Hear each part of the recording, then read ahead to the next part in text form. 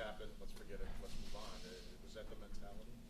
Yeah, we talked about the next shift has to be a good one, and they've been on a pretty good run. Although they've got outshot pretty bad, but they've been winning games. They got a lot of skill up front, but especially with that top six forwards, and we knew they were going to make plays. So I just felt we got a little cuteness in the second period, especially in the power play.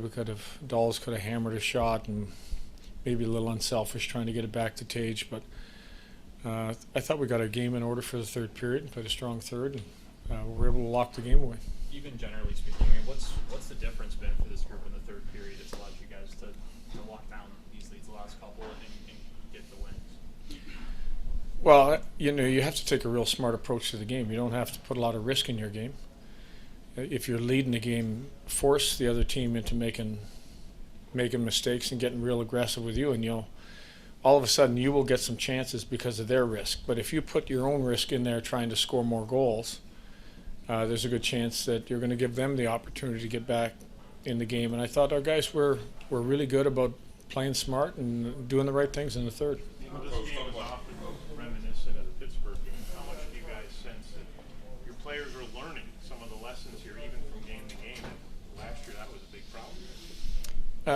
We got to continue to grow. I think we're growing, but it's a daily basis where you got to trust what we need to do and do it at the right time, and we're getting better.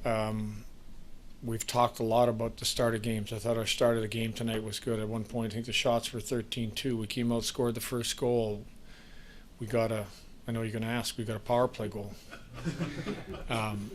which was big for our club in the first period. So there was a lot of good in that first period. I know that they had a little push, and they're good enough to have a push, and you have to defend it, and it's how you react to the push, whether you're going to end up winning a hockey game or not. How relieved are you that Ofer is gone? I told you guys by the end of the year we'd be gone, and I kept my promise. When Tage is playing at a level that he's playing at right now, an elite level, just how does that transform a team, I guess? Well, I think every team almost has that line that they go to, and it's such a comfort to put that line out there the way they're playing. I mean, offensively playing really good, but defensively doing a really good job.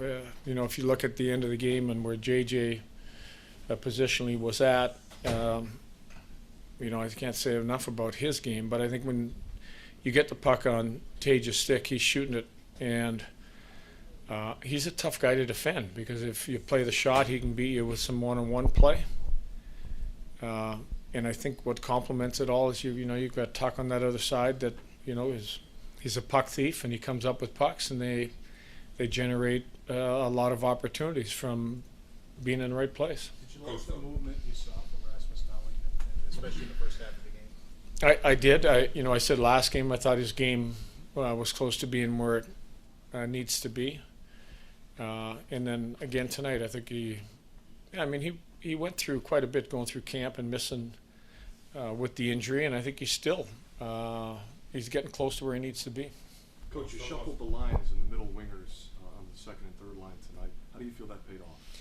Well, I shuffled before, and then I shuffled during again too. So, you're going to find that I think there's a pair of guys that can always play together. I think in some situations whether you're trying to get other guys going or whether you're trying to defend something, you'll maybe move a piece around the lineup. I started one way and went back to another way. So that's a pretty common theory for me. Was there any reason to switching back in the middle and kind of reshuffling as the game went on? To see if we could get even better. Because if you don't shuffle them, you'll never know. Zucker seems to be one of those pieces. Is that just because he's the setting presence of the forward group? What have you seen in him? I think he's got a dimension to his game that I think can help you in different ways. He can score. He can set up a lot of plays. I think if you look at his numbers, a veteran guy that I put him with Cousin and Quinn to see if just help get them going. Maybe that extra play. So just looking at ways of trying to get better as a team. Did you get the sense that the 5-on-6, You got the break, Kane hits the post, but it almost would have been unjust. You probably deserved to win that game. You deserved that break. You know, the one puck rattled around like two things and went right to Kane's stick, and I think it only happens to Kane. I would have thought that was unjust because it hit like two things, and like it didn't go to his skates, it went right to the tape. But I think that, you know, we're going to continue to work on that part of the game too, where we don't give up the opportunity we ended up giving up. But I thought, again, the desperation with the extra guy and with the skill they had on the ice, you're going to have some looks that you have to defend. What's it do to the group when somebody like Beck drops down to block a shot late in the first period there, especially with where the game was, momentum? It tells you how much, as a group, we want to win a hockey game. It sends a message right down the bench, and I think what I really like is every guy on that bench is up, letting them know what a move to go down and make sure that puck didn't get to our goaltender.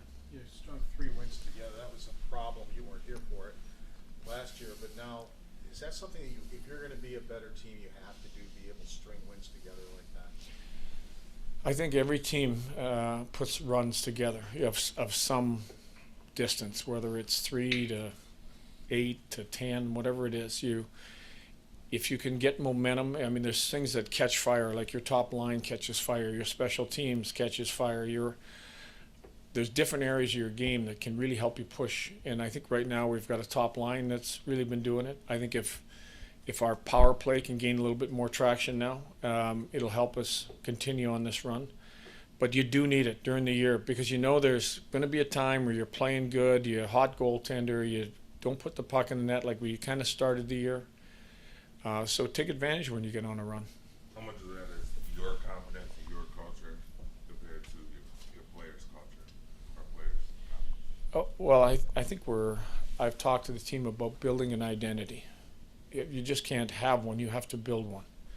Part of that identity is what Beck did at the end of the first, what the 2 or 3 players did at the end of the third when it was 5-on-6. It's a mentality that we'll do almost everything to win a hockey game. And we're going to do it from day 1 right through game 82. Thank you.